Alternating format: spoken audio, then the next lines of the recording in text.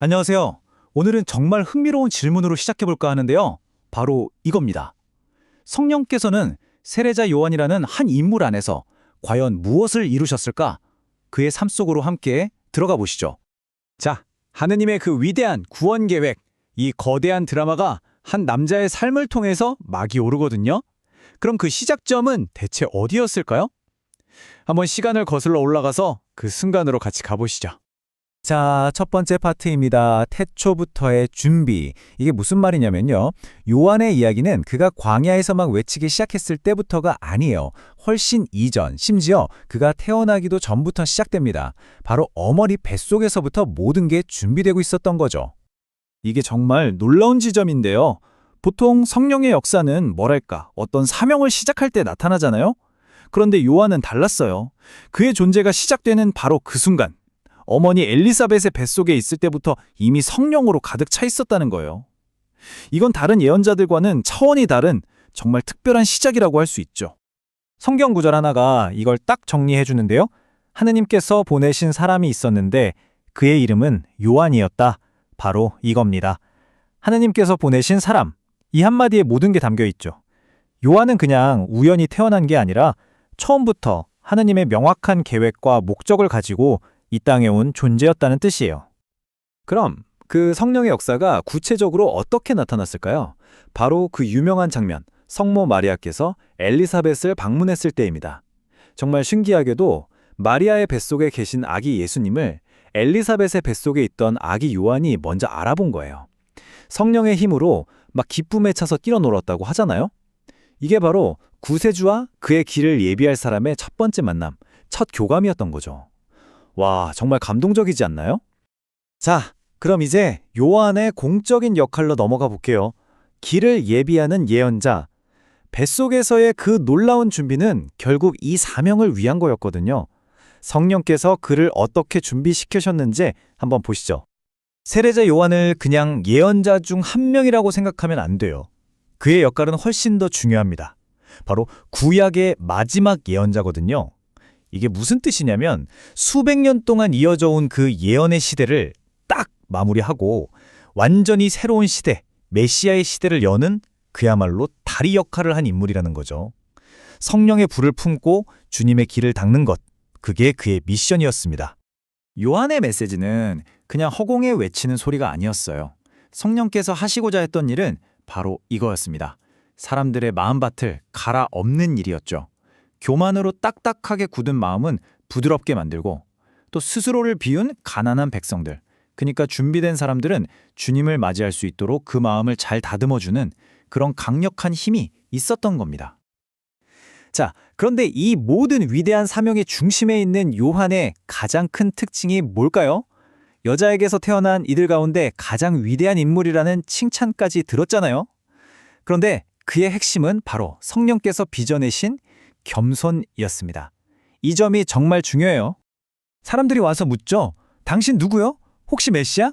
이때 요한의 대답을 보세요. 그는 자기를 드러내지 않아요. 나는 메시아도 아니고 엘리야도 아니다. 나는 그냥 광야에서 외치는 소리일 뿐이다. 이렇게 말합니다.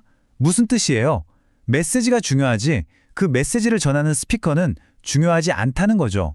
이게 바로 그의 겸손입니다. 그리고 그는 자기 사명이 뭔지 정확히 알았어요. 모든 사람들의 관심이 자기한테 막 쏠려 있을 때 그는 어떻게 하죠? 손가락으로 다른 한 분을 딱 가리킵니다.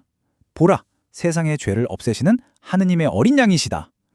자기를 따르라고 하는 게 아니라 모든 사람들을 예수님께로 보내는 거죠. 이게 진짜 증인의 모습입니다. 그리고 이 마지막 고백이야말로 그의 겸손의 절정이라고 할 수 있습니다. 그분은 흥해야 하고 나는 쇠해야 한다. 와, 자기 시대가 끝나고 예수님의 시대가 오는 걸 보면서 시기하거나 아쉬워하는 게 아니에요. 오히려 그게 당연하고 기쁘다고 말하는 거죠. 나는 사라져도 괜찮으니 오직 그분만 드러나면 된다. 이게 바로 성령께서 빚으신 요한의 마음이었습니다. 여기서 우리가 꼭 기억해야 할 게 있어요. 요한이 예수님을 알아본 게 무슨 자기의 지혜나 통찰력이 뛰어나서가 아니라는 점입니다. 오직 성령께서 그의 눈을 열어주셨기 때문에 예수님 위에 성령이 머무는 걸 보고 아, 저분이구나 하고 깨달을 수 있었던 거예요. 결국 성령의 이끄심에 따라 진리이신 예수님을 증언한 거죠. 자, 그럼 이제 좀 더 큰 그림을 볼까요?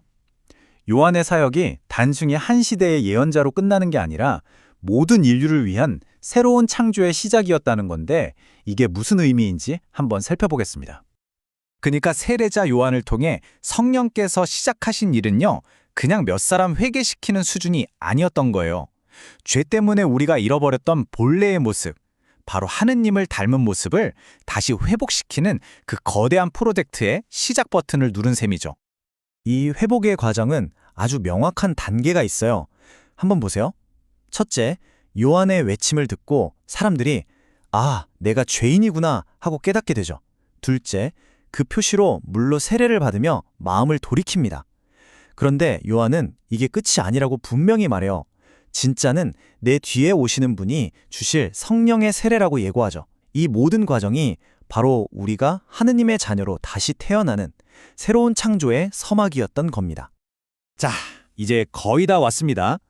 지금까지 이야기한 모든 것들을 하나로 모아서 성령께서 세례자 요한을 통해 이루신 이 위대한 과업이 무엇이었는지 한번 깔끔하게 요약해 보겠습니다.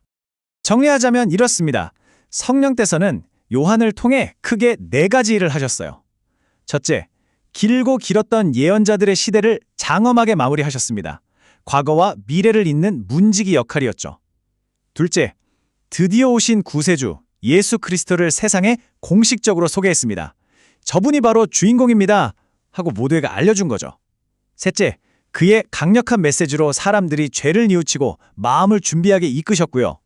그리고 마지막으로 이 모든 걸 통해서 결국 우리 인간이 다시 하느님과 깊은 관계를 맺을 수 있도록 그 길을 예비하는 위대한 일을 완수하신 겁니다. 결국 세례자 요한의 삶을 한마디로 하면 성령께서 이끄신 하나의 거대한 준비였던 셈입니다. 그리고 그의 이야기는 2000년이 지난 오늘을 사는 우리에게도 똑같이 묻고 있는 것 같아요. 당신의 삶은 무엇을 위한 준비입니까? 내 삶의 방향은 지금 어디를 향하고 있는지, 나는 누구를 위해, 무엇을 위해 내 삶을 준비하고 있는지, 성령께서 내 안에서 이루고 싶어 하시는 그 준비는 과연 무엇일지 한번 조용히 생각해 보는 것도 좋지 않을까요?